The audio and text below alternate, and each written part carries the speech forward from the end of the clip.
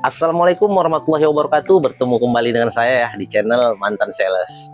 Oke, jadi di video kali ini saya mau mereaksi sebuah video ya, dan memberikan informasi juga nih. Jadi rupanya bukan orang-orang Indonesia aja yang banyak kerja ke Kamboja sana ya. Bukan orang-orang Indonesia aja yang banyak kena tipu bekerja ke Kamboja. Ternyata orang Malaysia pun ada juga yang kena tipu dan bekerja ke Kamboja sebagai scammer ya. Scammer itu penipu lah, penipuan. Jadi di Kamboja itu banyak kerja-kerja itu ya, kerja-kerja scammer, kerja judi-judi online, nah seperti itu. Nah itu di Kamboja lah. Dan kebanyakannya itu ilegal ya, ilegal. Jadi 7 orang Malaysia ini mereka ditipu oleh sindikat perdagangan manusia yang berkewarganegaraan Myanmar ya. Nah jadi mereka mungkin dijanjikan ini itu, ternyata sesampainya di sana tidak sesuai dengan kesepakatan, dengan kontrak kerja kan. Jadi mereka katanya disiksa ya, disiksa, kerja mereka pun scammer ya, penipuan, nah, semacam itulah. Jadi kalau dari cerita ini ya, dari kejadian ini, menurut kalian nih, apakah semua orang Malaysia itu kaya-kaya? Apakah semua orang Malaysia itu hidupnya senang? Jadi saya rasa enggak lah ya. Jadi kalau mereka hidupnya senang, kalau semua orang Malaysia itu hidupnya senang, kaya, mewah, nah, tentu mereka pun nggak mau sampai pergi ke Kamboja sana untuk bekerja kan, apalagi sebagai scammer kan. Nah itu satu. Dan yang kedua, kalau mungkin selama ini kalian katakan ya orang Malaysia itu IQ-nya di atas rata-rata, buktinya ini buktinya ya, IQ yang di atas rata-rata itu pun bisa juga ditipu. Yang nipu itu kebangsaan Myanmar pula kan. Nah jadi sebenarnya ya Indonesia Malaysia ini ya sama lah, ada yang senang ada yang susah. Nah itu tadi, jadi kalian pun jangan menganggap diri kalian itu senang ya, karena negara kalian maju bukan berarti rakyatnya pun maju kan. Nah mungkin negaranya maju tapi rakyatnya mundur ke belakang kan.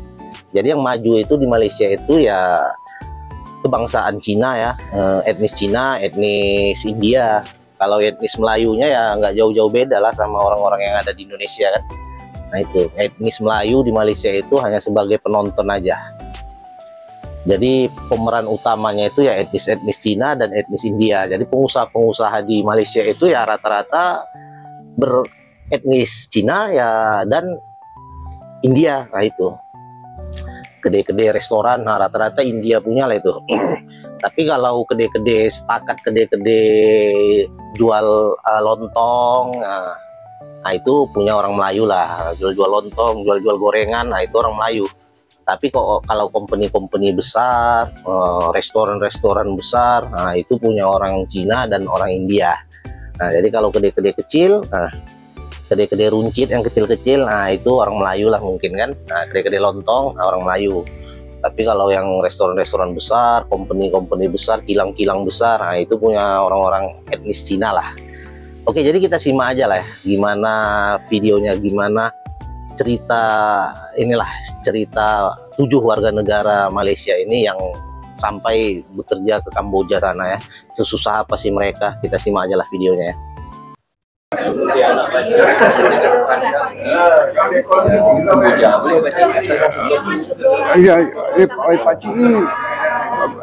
pakcik ni OKU pendengaran tak apa jelas, jadi you ni cakap kuat sikit. Okey, anak saya kan berada di Phnom Penh. Alhamdulillah lah, saya baru dapat berita sehari lepas. Dia sekarang berada di dalam panggilan daripada dia, WhatsApp video call daripada dia, mengatakan dia sekarang berada di Pejabat Commissioner of Police in Phnom Penh kan. Ini masa untuk bawa pulang ke Malaysia itu saja. Jadi saya harap, saya amat berharaplah agar pihak-pihak berkenaan dapat membawa pulang anak saya dan juga mangsa-mangsa yang lain secepatnya mungkin. anak lelaki perempuan? Perempuan. Umur berapa? 26 tahun. Dia pergi sejak bila? Dia ke sana sejak Julai tahun 2024. 2024. Patutnya dia cakap mengikut kontrak ni, cakap kontrak dia tamat pada Disember. Tapi tak tahu macam mana tiba-tiba pula dapat panggilan kata company lanjutkan 1 bulan, sehinggalah saya mendapat WhatsApp daripada dia meminta tolong untuk membuat apa ni sesuatu lah untuk bawa dia dan rakan-rakan dia pulang. Anak saya dia jurubahasa isyarat. Hari ini kita ada bercakap mengenai 7 mangsa yang berada di Cambodia. 7 mangsa yang berada di Cambodia. 1 bekas bangsa. Dia tak jadi bangsa dah sebab dia dah sampai sini. Yang baru pulang dari Myanmar, Myawaddy. Okey. Tujuan kita buat PC hari ini adalah bercerita nak mendedahkan bagaimanakah ada sekumpulan rakyat Malaysia. Tapi kali ini kebanyakan daripada mereka adalah perempuan. 6 perempuan, 1 lelaki. Anak mereka dan adik mereka telah ditipu oleh sindiket pemandangan manusia. Dan daripada Malaysia, daripada Kuala Lumpur pergi ke Phnom Penh. Di Phnom Penh mereka diletakkan di satu bangunan dan dipaksa untuk menjadi scammer. Mereka dipaksa, dipukul, dicederakan, tidak diberi makan. Ada yang dipaksa bekerja dalam tempoh yang lama, tidak dibenarkan tidur, dipaksa untuk berdiri kerana mereka tidak sampai target. Mereka menghubungi MHO untuk maklumat. Ketujuh wanita ni, ke-6 gadis dan juga 1 lelaki ni berada di tempat yang sama, di mana satu ketika dulu kita pernah membawa pulang 1 gadis daripada Sarawak. Ingat tak yang mak dia menangis sebelum ni? Daripada Sarawak tu. Yang saya pelik ni, satu je saya pelik. Ketika operasi polis tu masuk, dia hanya ambil gadis Sarawak tu saja. Biasanya kalau operasi di Malaysia ni, dia pergi je tempat sindiket ni, dia takkan ambil seorang, dia takkan ikut senarai nama.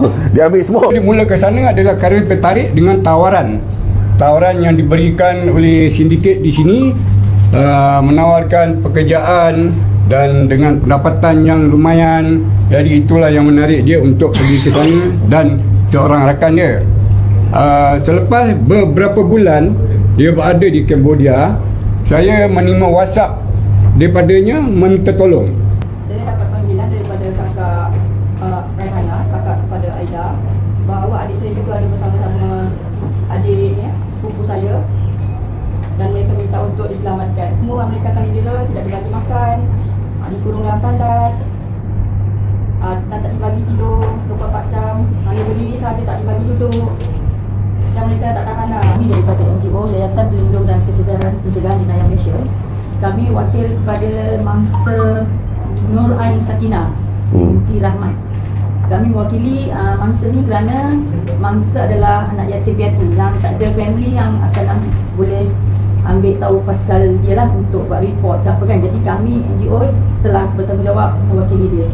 Apa yang dijanjikan tu tak sama dengan ni. Walaupun dia achieve target ke apa ke, dia tetap kena pukul. Walau dapat target? Dapat. Dia tanya dia, kenapa kamu kena pukul? Saya tak tahu, saya tak faham kenapa. Tapi dia achieve target pun, dia tetap kena pukul. Dia balik pun kat muka, dia tak bagi duduk. Bekerja selama 24 jam tanpa duduk, berdiri je. Saya mewakili anak-anak saya. Saya Puan Habibah. Anak-anak saya menjadi mangsa di sana bermula kononnya kerja kapal. Benda tu ditawarkan, tak silap rasanya bulan 6. Lepas tu anak saya pergi ke sana melalui penerbangan. Saya pun tak sempat jumpa, punya tergesa-gesanya pergi ke sana. Lepas tu bila sampai di sana, setiap seminggu sekali dia menghubungi. Itulah yang menyebabkan kita keliru. Lepas tu sehingga pada satu masa dalam bulan 12, saya macam ada syak sesuatu. Saya tanya anak saya betul-betul, sebenarnya apa kerja engkau ni di sana? Lepas tu, betul ke awak ni kerja scammer? Lepas tu baru dia nak mengaku. Jadi next avenue kita nak tekan kedutaan Thailand. Lepas raya ni yang kita akan buat, kita akan pergi ke pejabat ASEAN, membawa keluarga-keluarga mangsa yang anak mereka masih lagi belum diselamatkan.